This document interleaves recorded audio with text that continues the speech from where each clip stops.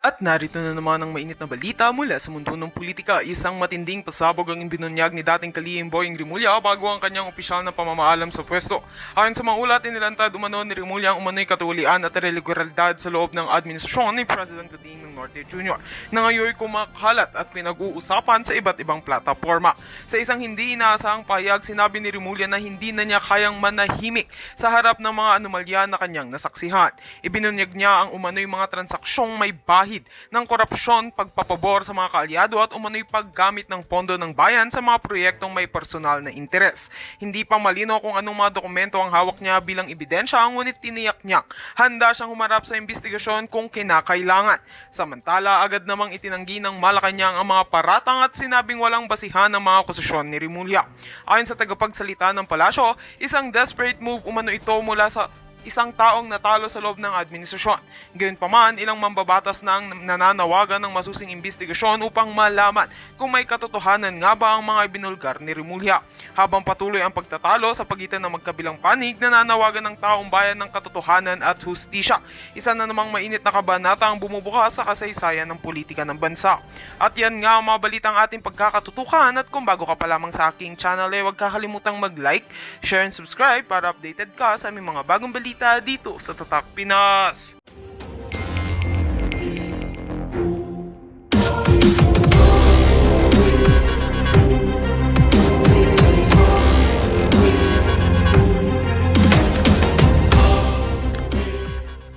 Kasi kitang-kita po no? Pero ito na. Harassment after harassment after harassment. Ganito na po, medyo hindi po maganda ang ginagawa ng gobyerno. Harry Roque. Kaugnay nito, kinumpirma rin ng Vice Presidente ang pagkakatanggap niya ng sabina mula sa Office of the Prosecutor. Ayon sa National Bureau of Investigation, may kaugnayan ito sa kasong inihain nila dahil sa umano'y bantang binitnawan ng Vice Presidente laban kina Pangulong Ferdinand Marcos Jr., First Lady Liza Marcos at House Speaker Martin Romualdez. Paliwanag ni NBI Director Jaime Santiago, matagal nang naisampa ang kaso at ngayon lamang ito naisalang. Ito medyo okay. Una, matagal na itong naisampa at ngayon lang naisalang. So ibig sabihin, pinapatunayan niya dito na hindi ito wrong timing. Hindi ito ginagamit lang para dito sa pangaharas dahil eleksyon at papalapit na po ang eleksyon. 2 weeks na lang. So, para sa kanila, hindi to wrong timing. Excuse me po. That is wrong timing. No? Isipin mo po, meron ng impeachment. Di ba? Ano ang purpose noong idodoble-doble nyo? Kasi yung sa impeachment, yung di umanong pagbabanta ni BP Sara sa pagpatay doon sa 3 kumag, ay sa 3 itlog, isinampa na sa impeachment. Kasama na po yan sa reklamo sa impeachment. Tapos meron pang kaso ngayon. No, so hindi nila ma-proceed yung impeachment dahil sabi, after the 19th Congress, saka pa to aayusin. Saka pa nila haharapin to. At ito, ibig sabihin, after the election pa. But ang problema nila ngayon, kailangan nila na maihinto ang pangangampanya ni BP Sara. So, again, kaya dinoble nila. Meron ng impeachment, may kaso pa, tapos ngayon, hindi umuusad ang impeachment, uusad ngayon yung kaso. Bakit? Again, parehas nung ginawa kay Tatay Digong. Alam natin, tama si Robin Padilla na sinabi, kaya pinakidnap ito si Tatay Digong dahil siya po ay siya ang number 1 crowd drawer. Pag nag-ikot po si Tatay Digong sa mga kampanya ng Team Duterte, talagang ubos ang bansang Pilipinas mag-a-attend. At talagang mahihirapan po sila dito. Sa kabila po yung sa rally ng Bongbong Marcos, wala po, nilalangaw.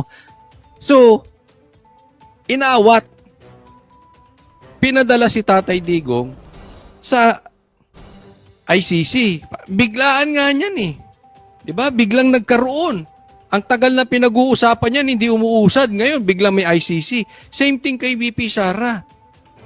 Bigla naman ngayon, pinapatawag ng korte. Again, same para hindi makapagkampanya sa PDP laban. Dahil alam natin ang lakas ng Duterte. So nagkamali sila, pinadala nila si Tatay doon, akala nila manghihina po ang PDP senators, magi-give up na. Manghihina ang taong bayan. Pero nag-backfire eh. Sumali sila ng calculation. Tapos nag-iikot si BP Sara. Eh syempre, ang tingin ng taong bayan, PRRD at BP Sara ay iisa dahil Duterte yan. So, kinukuyog ulit si BP Sara. Talagang pinagkakaguluhan ng taong bayan. Again, na-miscalculate nila. Kaya ito naman, pipigilan si BP Sara. No? So, ang dami talaga nilang medyo mahina talaga ang nagpapayo dito kay Bongbong Marcos. Yung kanyang political advisor, lahat po ng ginagawa niya mali. You know? Kikita nyo, wala di ba? Dapat, kung siya talaga ay ginagawa niya yung dapat, posibleng hindi na maalala ang Hindi na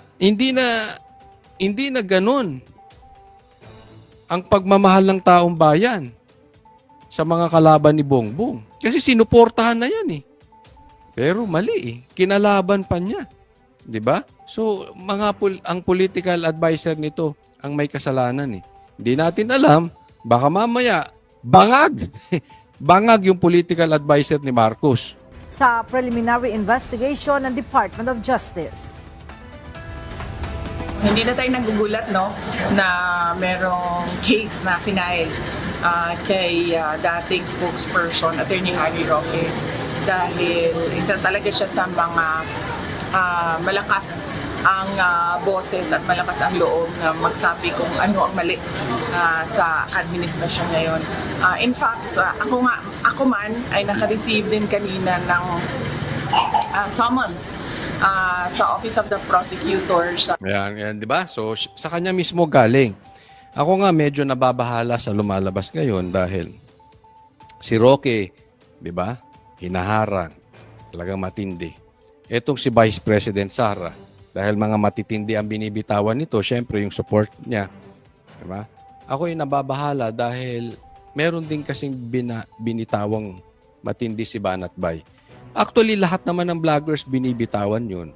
Kaya lang, nabitawan ni Banat Bay sa mainstream media na kung saan ay lumalabas na di umano ay ito ay malakas, ang rich at ito dapat ay hawak ng presidente. Pero lumabas nasabi niya yung fake news ni Bongbong Marcos. So ako hindi na rin ako magugulat. Baka mamaya yung mga kaso ni Banat Bay na mabagal ang usad ay bigla-bigla na lang bumilis. Gaya ng nangyari kay Roque, gaya ng nangyari kay Tatay Digong, gaya ng nangyayari kay BP Sara. Bigla na lang bibilis, biglang ipapatawag, mamaya may warrant of arrest na yan, hindi natin alam. Sabihin ko, Choli, illegal yun, hindi naman dapat may warrant. Hindi tayo pwedeng mag-relax. Remember, yung ginawa nila Torre sa KOJC is illegal. Remember, yung ginawa nila kay Tatay Digong is illegal. Wala yun sa batas. So, hindi tayo pwedeng mag-relax na, ay, hindi nila gagawin yan. Ako, pag may nagsasabi sa akin, alam mo, ganito yan Posible, ito takot ko. Pwede, itong problema natin. Ito ang challenges na sabihin nila, Coach Oli, hindi po pwede yan. Wala sa batas yan. Hindi po ganun ang nangyayari ngayon. Wala nang batas-batas nangyayari ngayon. Tatandaan nyo to. Kung ang dating presidente kinidnap, paano pa tayong mga ordinaryong Pilipino? Wala tayong ligtas dito. Pag ikaw pinag-initan at nabwisit sa'yo yung mga yan, kung may kaso ka, ang kaso mo bibilis. Kung kahit na may kaso kang dismiss, bubuhayin, gaya ng ginawa kay Pastor Kibuloy. Kung wala ka namang kaso, kakasuhan ka.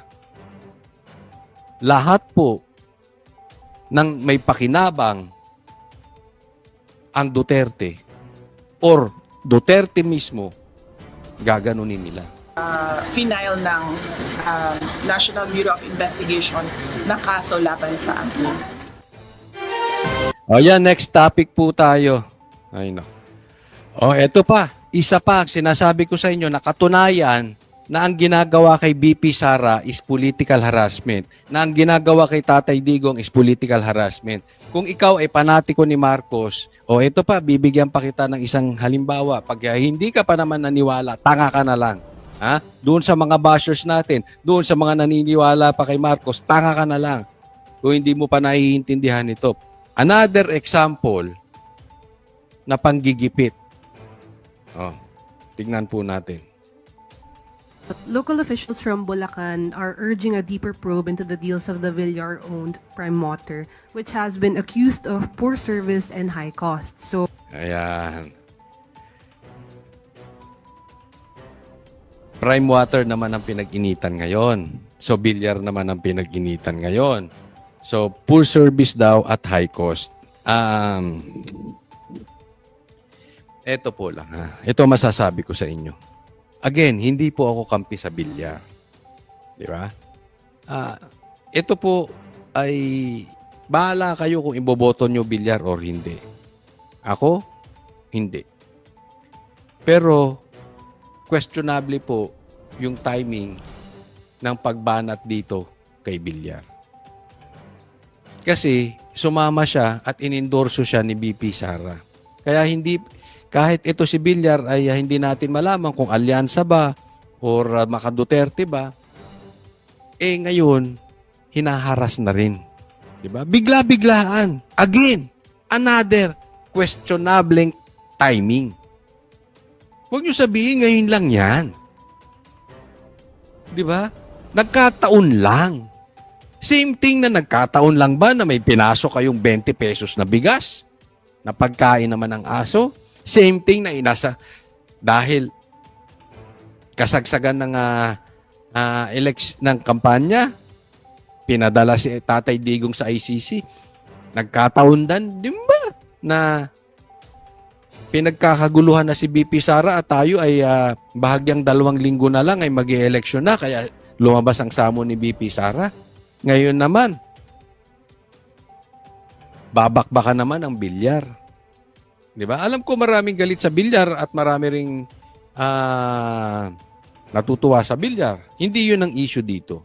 Ang issue dito, yung timing nyo. Ayaw nyo lumaban ng patas. Diktador kayo eh. Pag napunta sa kabila, gigipitin ninyo.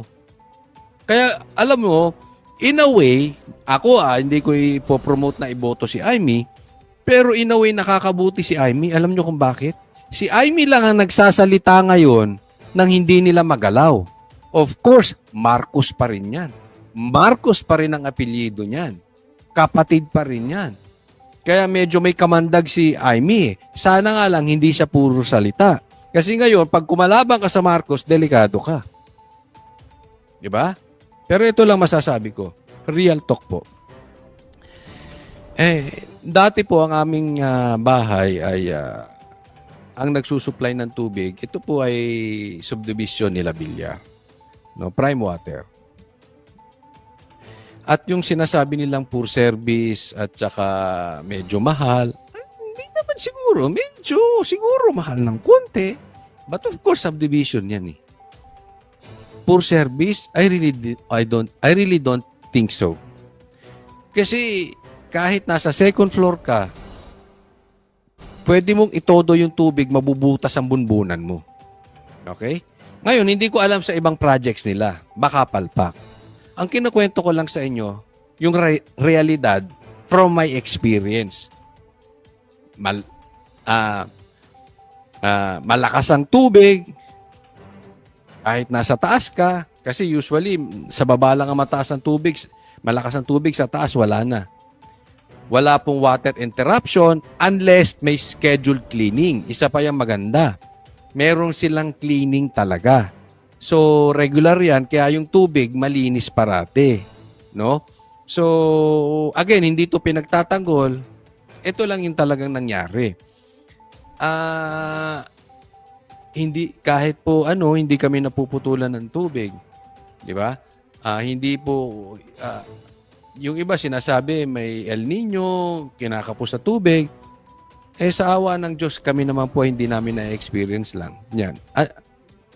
Occasionally before, nung may malalakas ang bagyo, na talagang natumba yung mga puno, etc., etc. But alam naman yan natin. Pero naayos pa rin. Bukod dyan, approve ako sa prime water na sinasabi nila. Etong serbisyo. No? So, well, again, hindi yan ang issue. Ang issue ko dito yung timing. How does the palace respond to this call? Unang-una po, sinabi po natin na ang kakulangan sa serbisyo ay walang puwang sa administrasyon ni Pangulong Marcos. Ang kakulangan sa serbisyo ay walang puwang kay Pangulong Marcos. Binahanga kayo ng binaha, wala kayong nagawa, bilyon pesos pa. Bilyon pa ang nako. Serbisyo, walang puwang. Wow. Anong serbisyong binibigay nyo sa gobyerno? Tinanggalan nyo ang PhilHealth. Wala kayong ginagawang infrastructure. Puro palpak ang ginagawa ninyo. And then here you are, sasabihin mo kay walang puwang. Alam mo, Claire, fake news ka rin. Junior. Ang pangangailangan po ng tao sa malinis na tubig, sapat na supply ng tubig, ay dapat lang po nararapat at hindi pa negosyo lamang. Karapatan sa sapat na tubig at malinis na tubig. Again, napaliwanag ko na yan. In my experience, sapat po yung tubig na sinusupply nila. Actually, higit pa sa sapat. At malinis po. May regular cleaning pa nga eh. So kung ako tatanungin, in my opinion, Claire Castro, fake news ka. Kundi ito ay dapat na kinakalinga ang Fake news peddler ka. Yan yung nila no? Yan yung mga salita nila na binitawan. Siyempre, yan ang susundan nila. Yan ang spin nila eh. pangangailangan ng taong bayan. Mag-uutos po ang Pangulo para mag-imbestigahan po ito. Follow up. Mag-uutos po ang Pangulo para imbestigahan ito. Parang yung mga tanungan, Parang tanim-tanong. Bibigyan ko pa kayo ng isang tanim-tanong. Considering that one of the administration's bet, Representative Villar, is directly linked to Prime Water, are we still confident in the service that she could provide if she's elected as a senator? Kita nyo? Ibinalik kay Camille. Isang kandidato. Di ba? Kayo ba hindi nakakahalata? Itong media, nagiging tanim-tanong kayo, di ba? Yun na yung tumbok nun di ba? Di ba? Hindi natin alam ang motibo nitong alin to, pero medyo kaduda-duda lang yung tanong na. Kinunek kay Camille. Di ba? Ang dami namang bilyar, di ba? Andyan yung mag-asawang bilyar, siguro naman sila ang talagang pasimunong ng mga negosyo nila, hindi naman itong mga anak, no? At syempre, ang tumatakbo, yun ang pinag-iinitan. At siya ang tanong ngayon ng media at siya ang sasagutin ngayon ni Claire. Confidence on how she will perform? Well, it depends on how she will perform. If we will have this trust on her, well, we have to give it to her. But he should prove that she could perform. Dati, pinopromote ni Marcos. Di ba? Noong prinomote na ni BP Sara na isa to sa plus 2 niya, ngayon, mayroon na siyang kailangan patunayan. Noong si Marcos ang nag-a-announce, parang ang galing-galing nung kanilang mga kandidato, including Camille, including Amy. Ngayon, iba na tono. Kailangan na niyang patunayan. So, anong ibig sabihin nun? Nagbago ba ng ugali? Nagbago at hindi ba napatunayan ni Camille yung kanyang pinapangakong serbisyo? O dahil nang haharas ang palasyo? Tanong lang po yan. Claire. As a leader. With this issue regarding Prime Waters, if there's a need for them to resolve the issues raised by the consumers, I think we should immediately make an immediate action on that. Next topic po tayo. Ay, nako, ito, pag-usapan naman natin itong Boying, may pasabog. O, sige. Inihayag ni Justice Secretary Jesus Crispin Remulla na posibleng ikagulat ng publiko ang resulta ng ginagawang investigasyon ng Department of Justice sa nangyaring kidnapping at pagpatay sa negosyanteng si Anson Ke. Si Ke at ang kanyang driver ay natagpuang walang buhay sa Rodriguez Rizal, Kamakailan. Ayon kay Remulla, natukoy na ang mga... Ito na. May posibleng ikagulat ng publiko. At natukoy na nila kung sino yung mastermind ng kidnapping at pagpatay. Ano na naman kaya itong pasabog ni Boying? Ano na naman kalokohan yung gagawin mo, Boying? O, hulaan tayo, hulaan ha. O, ilagay nyo sa comment section. Sino sa tingin ninyo ang pinatutukuyan nitong si Boying? Baka mamaya, bumalik na naman yan. Si Duterte. Si PRRD na naman ang mastermind yan. O, hindi natin alam, baka mamaya si Pulong. O mamaya si Basti. Kasi ikakasurpresa. Teka muna, Boying. Sino ba ang mastermind ng kidnapping sa Pilipinas? Sino ba ang pinakamalaking tao na nakidnap sa Pilipinas? Sige nga, kayo sa mga nanonood. Sa tingin ninyo, sino ang pinakamalaking tao, pinakamalaking pangalan na Pilipinong kinidnap? Kasi na-resolve na daw ni Boying di ba? Sino na naman kaya ang pagbibintangan nito? Hula ko, kung hindi ang Duterte, baka may koneksyon na naman sa Duterte. Ikahagulat daw natin sige kayo, pakilagay nyo dyan sa comment section. Sino sa tingin ninyo ang pinatutukuyan nito si Boying? Direktang may kinalaman sa krimen at inaasahang matatapos na. Ayun, si Marbil. Marbil, di ba hindi totoo na mataas ang kriminalidad? Mas safe po ang ating daan. Di ba? Hindi po totoong laganap na ang krimen sa bansa. So yung kidnapping na sinasabi ni Boying at pagpatay na sinasabi ni Boying, fake news. Di ba? Sige, totoo ba? Hindi, ako tanong ko sa'yo, Marbil, totoo ba na laganap ng kidnapping sa Pilipinas? Ewan ko. Kasi wala naman ako nakikitang nagsasaksakan doon sa lugar namin. Doon kung saan akong subdivision nakatira, wala naman ako nababalitaang nagsasaksakan. Di ba? So, safe siguro. Kasi ganyan ang di ba? Ni Claire. Paglabas daw niya, walang nagsasaksakan. So hindi, ibig sabihin yan, may safe ang lugar. Kasi paglabas niya, walang saksakan. Di ba? Okay. Ganun din sa aming lugar. Walang saksakan doon.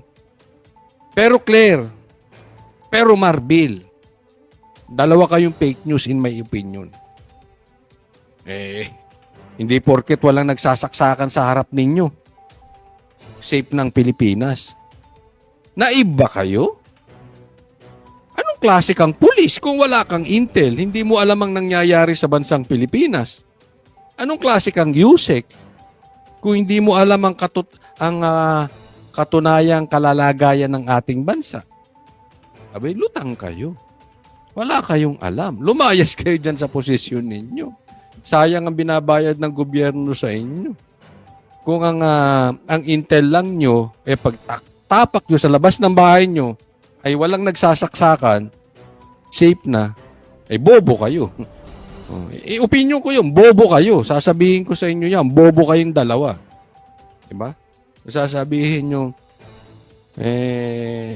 safe ang daan. Pambira. Ang investigasyon ng DOJ, National Prosecution Service, 25 araw mula ngayon. Next topic po tayo. Okay, ito pag-usapan natin ha. Tila pinagpapalit na ng apelyido ni Amy si Bongbong Marcos. Pinagpapalit na po ng apelyido ni Amy si Bongbong Marcos. Okay, sige, ito pag-usapan natin. Aminado si Senator Amy Marcos na nahihirapan siya sa Ito, para doon sa mga panatiko ni Amy, Marcos pa rin siya. Nagpapaalala lang tayo, huwag makakalimot, Marcos pa rin si Amy. Excuse me po. kanyang kampanya dahil sa dala niyang apelyido. Hindi lingid sa publiko ang pagiging malapit niya kay Vice President Sara Duterte na pangunahing oposisyon ng kapatid niya ang si Ito, ang pinapakita dito ni Amy at ang pinapaliwanag ng kanilang ay talaga namang malapit siya. Itong si Amy, malapit naman talaga kay Sara. Pero kahit malapit siya kay BP Sara, nahihirapan pa rin siya sa pangangampanya at nahihirapan siyang paniwalaan ng taong bayan dahil dun sa apelyido niya. Alam mo, Amy, may punto ka.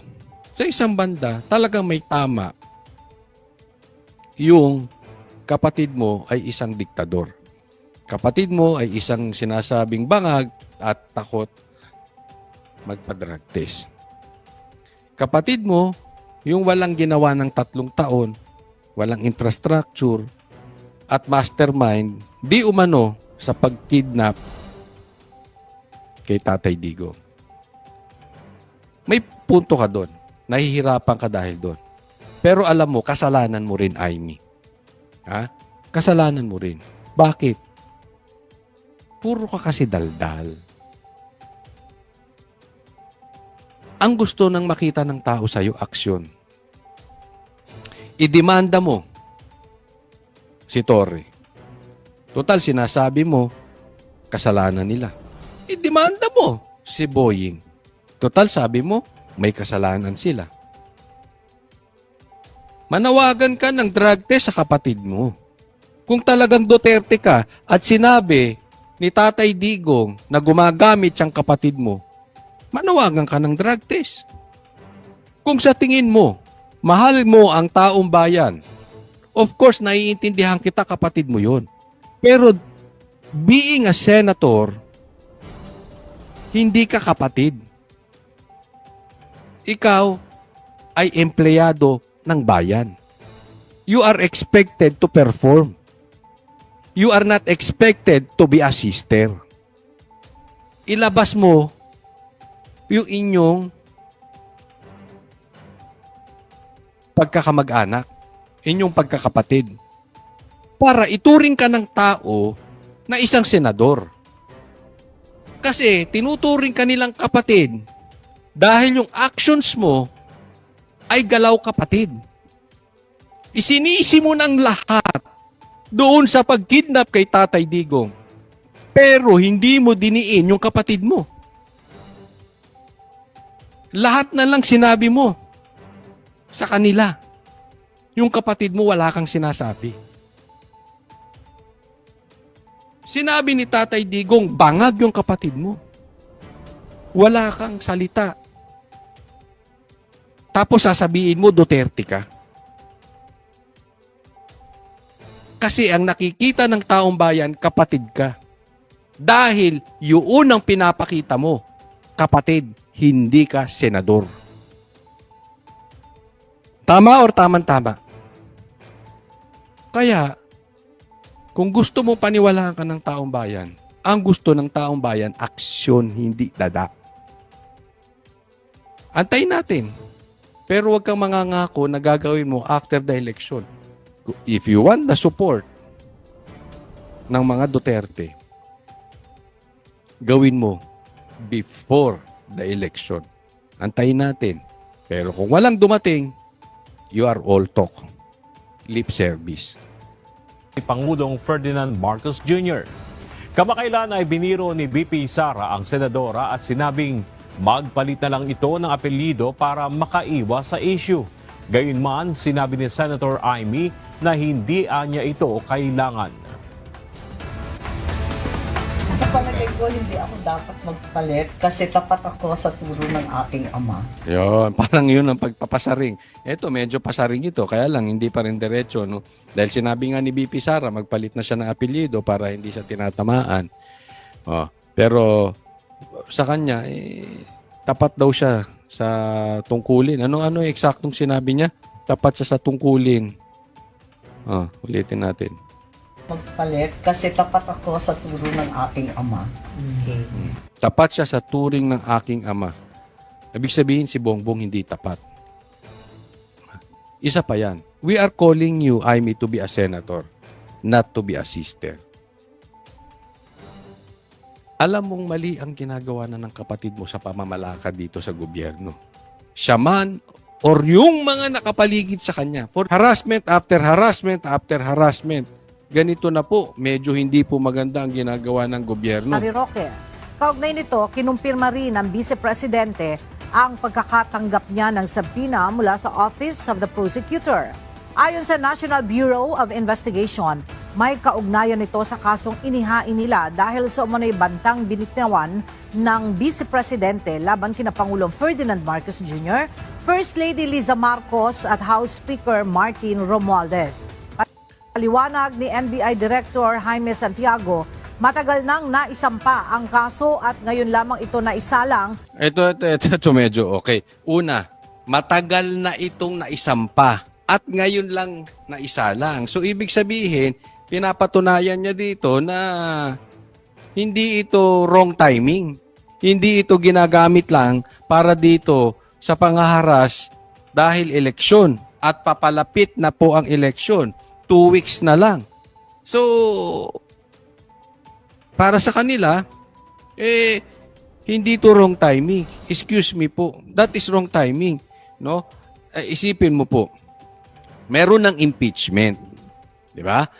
Ano ang purpose noong idodoble-doble nyo? Kasi yung sa impeachment, yung di umanong pagbabanta ni BP Sara sa pagpatay doon sa 3 kumag, ay sa 3 itlog,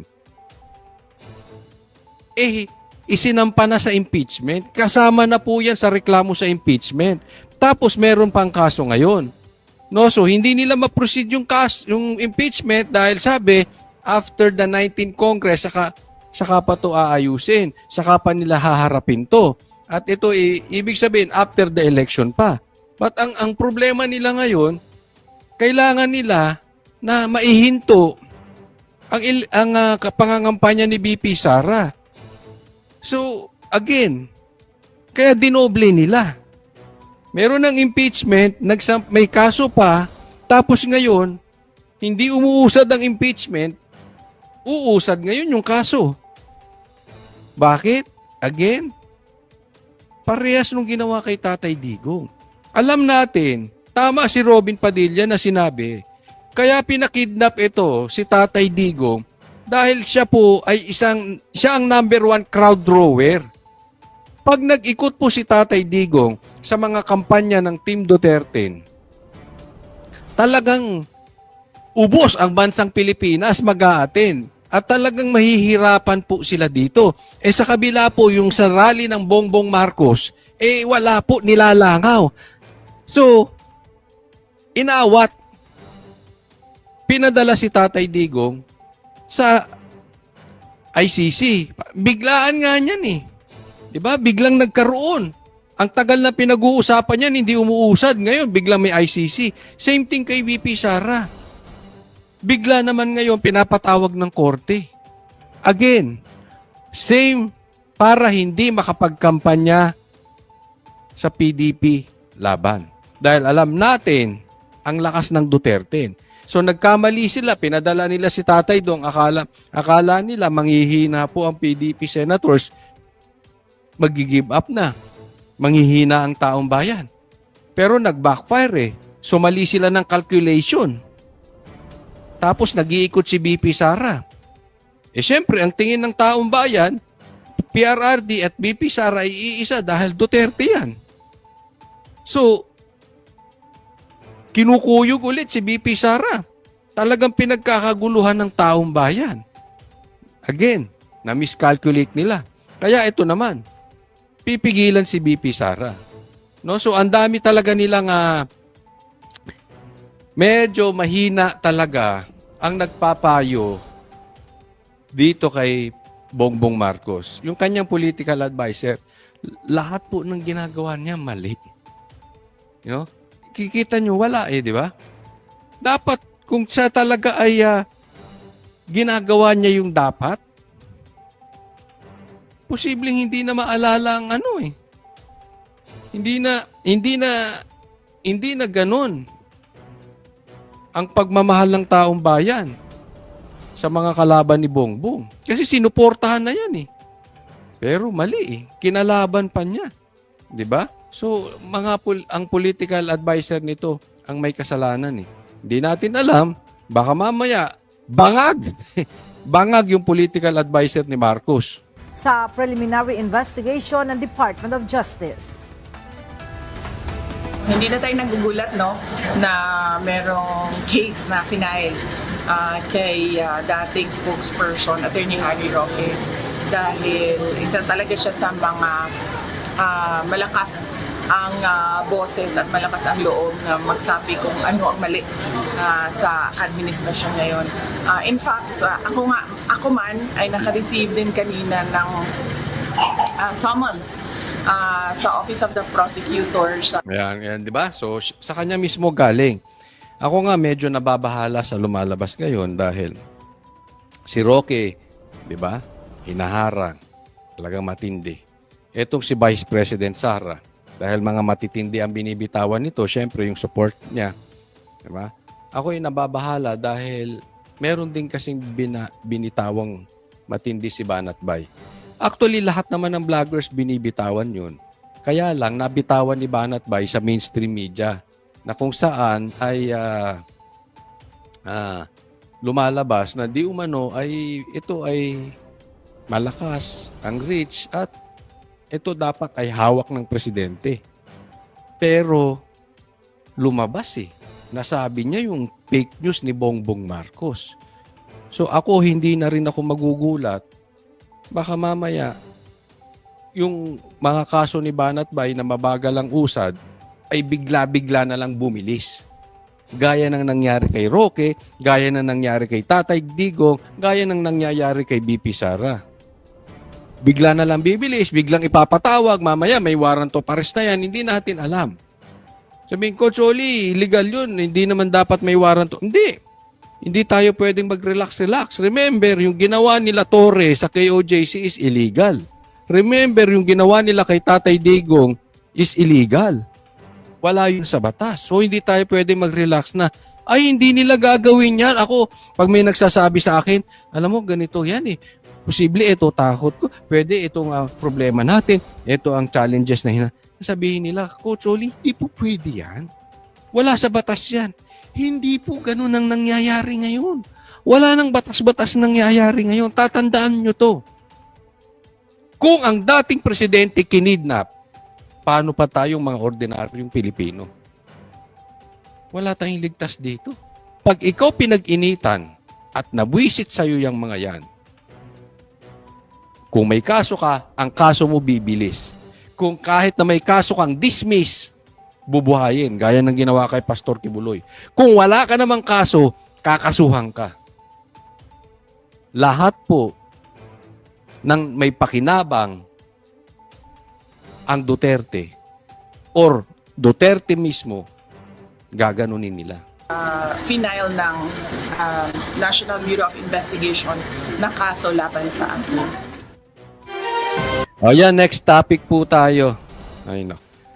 O eto pa, isa pa, sinasabi ko sa inyo na katunayan na ang ginagawa kay BP Sara is political harassment. Na ang ginagawa kay Tatay Digong is political harassment. Kung ikaw ay panatiko ni Marcos, o eto pa, bibigyan pa kita ng isang halimbawa. Pag hindi ka pa naman naniwala, tanga ka na lang. Ha? Doon sa mga bashers natin, doon sa mga naniniwala pa kay Marcos, tanga ka na lang. Kung hindi mo pa naiintindihan ito. Another example na panggigipit. Tignan po natin. Local officials from Bulacan are urging a deeper probe into the deals of the Villar-owned Prime Water, which has been accused of poor service and high costs. So, Ayan. Prime Water naman ang pinag-initan ngayon. So, Villar naman ang pinag-initan ngayon. So, poor service daw at high cost. Ito po lang. Ito masasabi ko sa inyo. Again, hindi po ako kampi sa Villar. Di ba? Ito po ay bahala kayo kung iboboto nyo Villar or hindi. Ako, hindi. Pero, questionable po yung timing ng pagbanat dito kay Villar. Kasi, sumama siya at inendorso siya ni BP Sara. Kaya hindi, kahit ito si Villar ay hindi natin malaman kung alyansa ba or Maka Duterte ba, ngayon, hinaharas na rin. Diba? Bigla-biglaan. Again, another questionable timing. Huwag nyo sabihin ngayon lang yan. Di ba? Nagkataon lang. Same thing na nagkataon lang ba na may pinasok kayong 20 pesos na bigas na pagkain naman ng aso? Same thing na inasa dahil kasagsagan ng ng kampanya, pinadala si Tatay Digong sa ICC. Nagkataon din ba na pinagkakaguluhan na si BP Sara at tayo ay bahagyang 2 linggo na lang ay mag-e-eleksyon na kaya lumabas ang samo ni BP Sara. Ngayon naman, babakbakan naman ang Villar. Di ba? Alam ko maraming galit sa Villar at marami ring natutuwa sa Villar. Hindi yun ang issue dito. Ang issue dito, yung timing nyo. Ayaw nyo lumaban ng patas. Diktador kayo eh. Pag napunta sa kabila, gigipitin ninyo. Kaya, alam mo, in a way, ako hindi ko ipopromote na iboto si Amy, pero in a way, nakakabuti si Amy. Alam nyo kung bakit? Si Amy lang ang nagsasalita ngayon nang hindi nila magalaw. Of course, Marcos pa rin yan. Marcos pa rin ang apelyido niyan. Kapatid pa rin yan. Kaya medyo may kamandag si Amy. Sana nga lang hindi siya puro salita. Kasi ngayon, pag kumalaban ka sa Marcos, delikado ka. Diba? Pero ito lang masasabi ko. Real talk po. Dati po ang aming bahay ay ang nagsusupply ng tubig. Ito po ay subdivision nila Villar. No, Prime Water. At yung sinasabi nilang poor service at saka medyo mahal, hindi naman siguro. Medyo siguro mahal ng konti. But of course, subdivision yan eh. Poor service, I really don't think so. Kasi kahit nasa second floor ka, pwede mong itodo yung tubig, mabubutas ang bunbunan mo. Okay? Ngayon, hindi ko alam sa ibang projects nila. Baka palpak. Ang kinukwento ko lang sa inyo, yung realidad from my experience.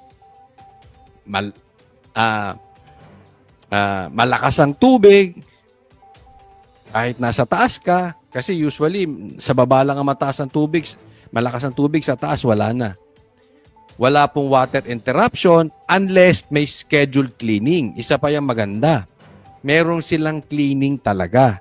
So, regular yan, kaya yung tubig malinis parate. No? So, again, hindi to pinagtatanggol. Ito lang yung talagang nangyari. Hindi, kahit po hindi kami napuputulan ng tubig. Di ba? Hindi po, yung iba sinasabi may El Nino, kinakapos sa tubig. Sa awa ng Diyos, kami naman po hindi namin na-experience lang. Yan. Occasionally, before, nung may malalakas ang bagyo, na talagang natumba yung mga puno, etc., etc. But alam naman yan natin. Pero naayos pa rin. Bukod dyan, approve ako sa Prime Water na sinasabi nila. Etong serbisyo. No? So, well, again, hindi yan ang issue. Ang issue ko dito yung timing. how does the palace respond to this call? Unang-una po, sinabi po natin na ang kakulangan sa serbisyo ay walang puwang sa administrasyon ni Pangulong Marcos. Ang kakulangan sa serbisyo ay walang puwang kay Pangulong Marcos. Binahanga kayo ng binaha, wala kayong nagawa, bilyon pesos pa. Bilyon pang, nako. Serbisyo, walang puwang. Wow. Anong serbisyong binibigay nyo sa gobyerno? Tinanggalan nyo ang PhilHealth. Wala kayong ginagawang infrastructure. Puro palpak ang ginagawa ninyo. And then here you are, sasabihin mo kay walang puwang. Alam mo, Claire, fake news ka rin. Junior. Ang pangangailangan po ng tao sa malinis na tubig, sapat na supply ng tubig, ay dapat lang po nararapat at hindi pa negosyo lamang. Karapatan sa sapat na tubig at malinis na tubig. Again, napaliwanag ko na yan. In my experience, sapat po yung tubig na sinusupply nila. Actually, higit pa sa sapat. At malinis po. May regular cleaning pa nga eh. So kung ako tatanungin, in my opinion, Claire Castro, fake news ka. Kundi ito ay dapat na kinakalinga ang Fake news peddler ka. Yan yung ano nila no? Yan yung mga salita nila na binitawan. Siyempre, yan ang susundan nila. Yan ang spin nila eh. pangangailangan ng taong bayan. Mag-uutos po ang Pangulo para mag-imbestigahan po ito. Follow up. Mag-uutos po ang Pangulo para imbestigahan ito. Parang yung mga tanungan, ano? Parang tanim-tanong. Bibigyan ko pa kayo ng isang tanim-tanong. Considering that one of the administration's bet, Representative Villar, is directly linked to Prime Water, are we still confident in the service that she could provide if she's elected as a senator? Kita nyo? Ibinalik kay Camille. Isang kandidato. Di ba? Kayo ba hindi nakakahalata? Itong media, nagiging tanim-tanong kayo, ha? Di ba? Yun na yung tumbok nun di ba? Di ba? Hindi natin alam. Hindi natin alam ang motibo nitong alin to, pero medyo kaduda-duda lang yung tanong na. Kinunek kay Camille. Di ba? Ang dami namang bilyar. Di ba? Andyan yung mag-asawang bilyar. Siguro naman sila ang talagang pasimunong ng mga negosyo nila. Hindi naman itong mga anak, no? At syempre, ang tumatakbo, yun ang pinag-iinitan. At siya ang tanong ngayon ng media. At siya ang sasagutin ngayon ni Claire. Confidence on how she will perform? Well, it depends on how she will perform. If we will have distrust on her, well, we have to give it to her. But he should prove that she could perform. Dati, pinopromote ni Marcos. Di ba? Noong prinomote na ni BP Sara na isa to sa plus 2 niya, ngayon, mayroon na siyang kailangan patunayan. Noong si Marcos ang nag-a-announce, parang ang galing-galing nung kanilang mga kandidato, including Camille, including Amy. Ngayon, iba na tono. Ang kailangan na niyang patunayan. So, anong ibig sabihin nun? Nagbago ba ng ugali? Nagbago at hindi ba napatunayan ni Camille yung kanyang pinapangakong serbisyo? O dahil nang haharas ang palasyo? Tanong lang po yan. Claire. As a leader. With this issue regarding Prime Waters, if there's a need for them to resolve the issues raised by the consumers, I think we should immediately make an immediate action on that. Yes. Next topic po tayo. Ay, nako, ito, pag-usapan naman natin itong Boying. May pasabog. Sige. Inihayag ni Justice Secretary Jesus Crispin Remulla na posibleng ikagulat ng publiko ang resulta ng ginagawang investigasyon ng Department of Justice sa nangyaring kidnapping at pagpatay sa negosyanteng si Anson Ke. Si Ke at ang kanyang driver ay natagpuang walang buhay sa Rodriguez Rizal, kamakailan. Ayon kay Remulla, natukoy na ang mga... Ito. May posibleng ikagulat ng publiko At natukoy na nila kung sino yung mastermind ng kidnapping at pagpatay. Ano na naman kaya itong pasabog ni Boying? Ano na naman kalokohan yung gagawin mo, Boying? O, hulaan tayo, hulaan ha. O, ilagay nyo sa comment section. Sino sa tingin ninyo ang pinatutukuyan nitong si Boying? Ha? Baka mamaya, bumalik na naman yan. Si Duterte. Si PRRD na naman ang mastermind yan. O, hindi natin alam, baka mamaya si Pulong. O mamaya si Basti. Kasi ikakasurpresa. Teka muna, Boying. Sino ba ang mastermind ng kidnapping sa Pilipinas? Sino ba ang pinakamalaking tao na nakidnap sa Pilipinas? Sige nga, kayo sa mga nanonood. Sa tingin ninyo, sino ang pinakamalaking tao, pinakamalaking pangalan na Pilipinong kinidnap? Kasi na-resolve na daw ni Boying di ba? Sino na naman kaya ang pagbibintangan nito? Ako, hula ko, kung hindi ang Duterte, baka may connection na naman sa Duterte. Ikakagulat daw natin sige kayo, pakilagay nyo dyan sa comment section. Sino sa tingin ninyo ang pinatutukuyan nito si Boying? Direktang may kinalaman sa krimen at inaasahang matatapos na. Ayun, si Marbil. Marbil, di ba hindi totoo na mataas ang kriminalidad? Mas safe po ang ating daan. Di ba? Hindi po totoong laganap na ang krimen sa bansa. So yung kidnapping na sinasabi ni Boying at pagpatay na sinasabi ni Boying, fake news. Di ba? Sige, totoo ba? Hindi, ako tanong ko sa iyo, Marbil. Totoo ba na laganap ng kidnapping sa Pilipinas? Ewan ko. Kasi wala naman ako nakikitang nagsasaksakan doon sa lugar namin. Doon kung saan akong subdivision nakatira, wala naman ako nababalitaang nagsasaksakan. Di ba? So, safe siguro. Kasi ganyan ang di ba? Ni Claire. Paglabas daw niya, walang nagsasaksakan. So hindi ibig sabihin niyan, may safe ang lugar. Kasi paglabas niya walang saksakan. 'Di ba? Okay. Ganun din sa aming lugar. Walang saksakan doon. Pero Claire, pero Marbil, dalawa kayong fake news in my opinion. Hindi porket walang nagsasaksakan sa harap ninyo, safe ng Pilipinas. Naiba kayo? Anong klase kang pulis kung wala kang intel? Hindi mo alam ang nangyayari sa bansang Pilipinas. Anong klase kang USEC kung hindi mo alam ang katunayang kalalagayan ng ating bansa? Abay, lutang kayo. Wala kayong alam. Lumayas kayo dyan sa posisyon ninyo. Sayang ang binabayad ng gobyerno sa inyo. Kung ang intel lang nyo, pagtapak nyo sa labas ng bahay nyo, ay walang nagsasaksakan, safe na, bobo kayo.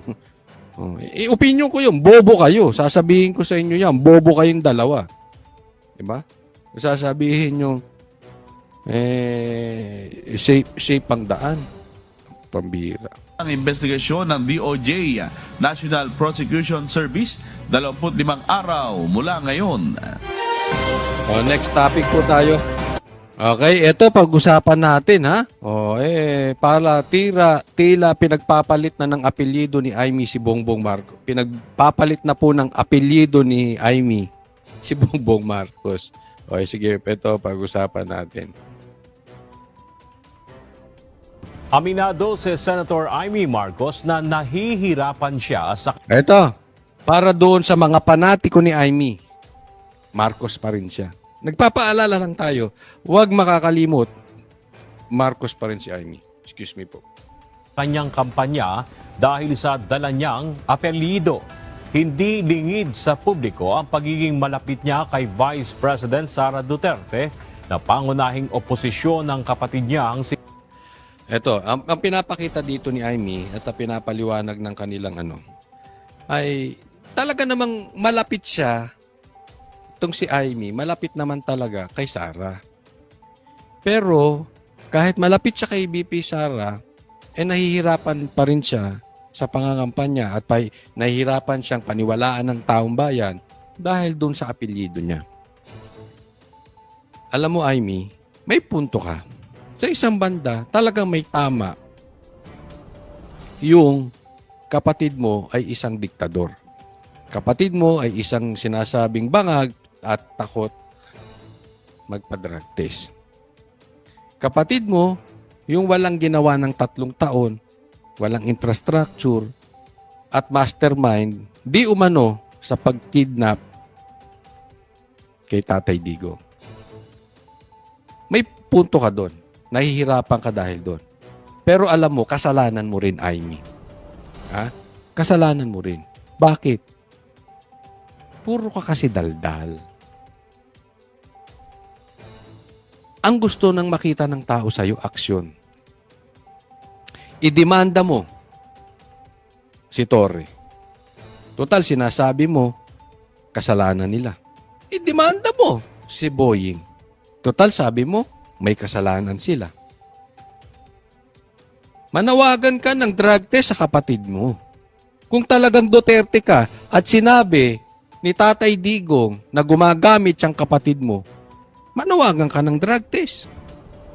Kung sa tingin mo, mahal mo ang taong bayan, of course, naiintindihan kita, kapatid mo yun. Pero being a senator, hindi ka kapatid. Ikaw ay empleyado ng bayan. You are expected to perform. You are not expected to be a sister. Ilabas mo yung inyong pagkakamag-anak, inyong pagkakapatid, para ituring ka ng tao na isang senador. Kasi tinuturing ka nilang kapatid dahil yung actions mo ay galaw kapatid. Isinisi mo ng lahat doon sa pagkidnap kay Tatay Digong, pero hindi mo diniin yung kapatid mo. Lahat na lang sinabi mo sa kanila. Yung kapatid mo, wala kang sinasabi. Sinabi ni Tatay Digong, bangag yung kapatid mo. Wala kang salita. Tapos sasabihin mo, Duterte ka. Kasi ang nakikita ng taong bayan, kapatid ka. Dahil yun ang pinapakita mo, kapatid, hindi ka senador. Tama or tama-tama? Kaya, kung gusto mo paniwalaan ka ng taong bayan, ang gusto ng taong bayan, aksyon, hindi dada. Antayin natin. Pero huwag kang mangangako na gagawin mo after the election. If you want the support ng mga Duterte, gawin mo before the election. Antayin natin. Pero kung walang dumating, you are all talk. Lip service. Pangulong Ferdinand Marcos Jr. Kamakailan ay biniro ni BP Sara ang senadora at sinabing magpalit na lang ito ng apelyido para makaiwas sa issue. Gayunman, sinabi ni Senator Amy na hindi anya ito kailangan. Sa palagay ko, hindi ako dapat magpalit kasi tapat ako sa turo ng aking ama. Yun, parang yun ang pagpapasaring. Ito, medyo pasaring ito, kaya lang hindi pa rin diretso. No? Dahil sinabi nga ni BP Sara, magpalit na siya ng apelyido para hindi siya tinatamaan. Oh, pero sa kanya, tapat daw siya sa tungkulin. Ano eksaktong sinabi niya? Tapat siya sa tungkulin. Oh, ulitin natin. Magpalit kasi tapat ako sa turo ng aking ama. Okay. Tapat siya sa turing ng aking ama. Ibig sabihin si Bongbong hindi tapat. Isa pa yan. We are calling you, Amy, to be a senator, not to be a sister. Alam mong mali ang ginagawa na ng kapatid mo sa pamamalakad dito sa gobyerno. Siya man or yung mga nakapaligid sa kanya. For